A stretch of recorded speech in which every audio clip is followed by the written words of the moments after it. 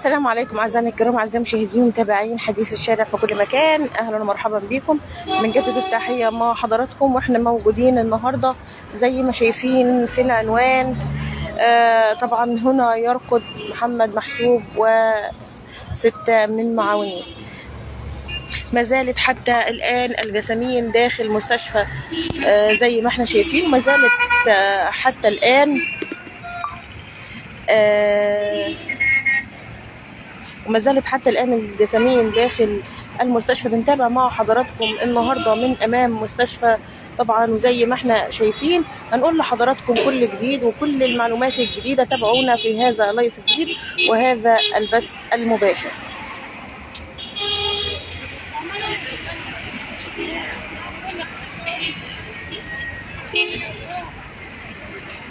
طبعا امبارح تم نقلهم منذ أول أمس تم نقلهم الجسامين إلى المستشفى، وهم كانوا محمد محسوب إبراهيم وكريم محسوب إبراهيم وقاسم محمد محسوب إبراهيم وأيمن إبراهيم أبو رحاب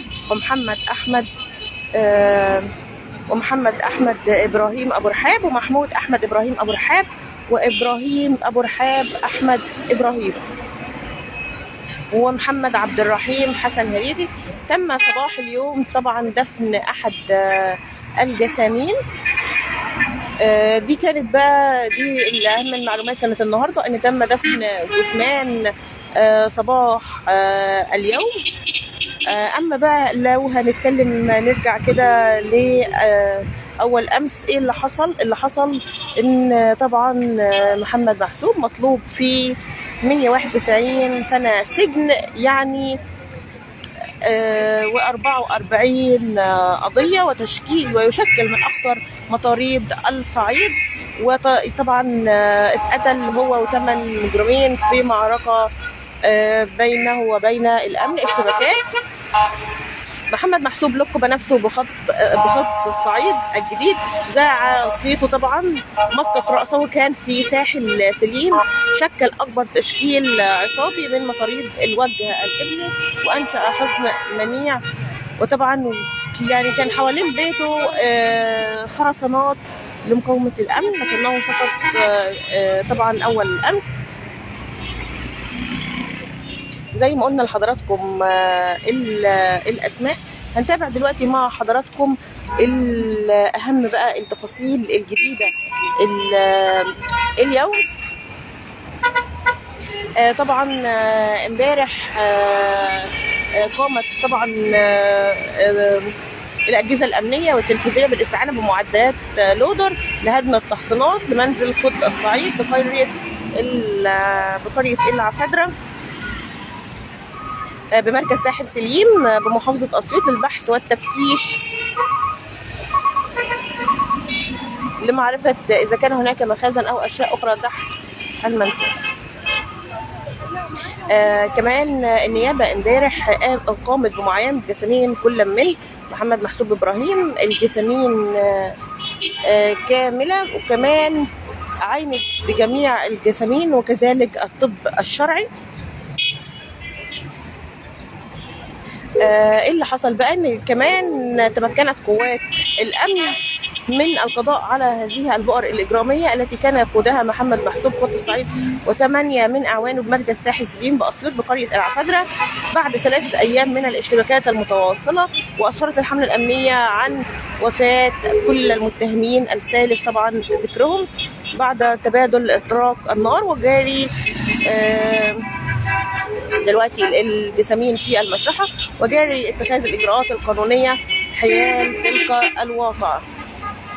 أعزائنا الكرام، أعزائي المشاهدين متابعين حديث الشارع، ما زلنا بنتابع مع حضراتكم كل جديد في هذه الواقعة. وإحنا اليوم من أمام مستشفى طبعا زي ما إحنا شايفين من أمام المستشفى بنرصد ليكم طبعا هذا طبعا التفاصيل الجديدة. النيابة انتهت من معاينة الجسامين، ولكن حتى الآن ما زالوا الجسامين داخل المستشفى.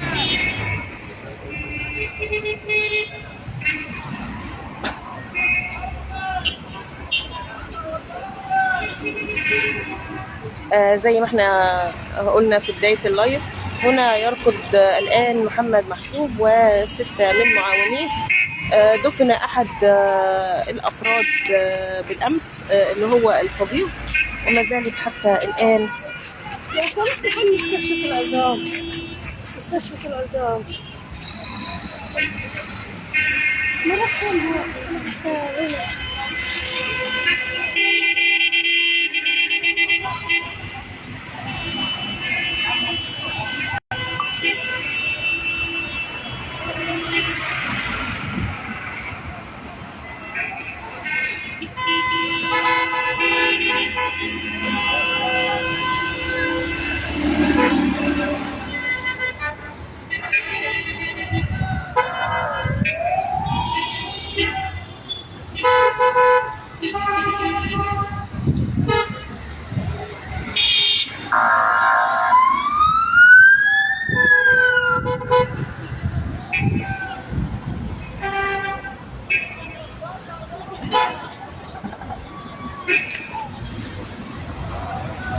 هو اللي حصل ان تمكنت قوات الامن في اسيوط القضاء على البؤر الاجراميه بمركز ساحل سليم بمحافظه اسيوط منذ اول امس.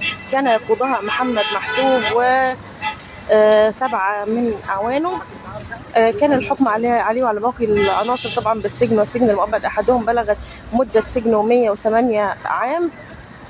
كمان يطلق على نفسه خط الصعيد الجديد، متهم في 44 جناية ما بين مخدرات وقتل وسلاح وسرقة بالإكراه وحريق عمد وإتلاف.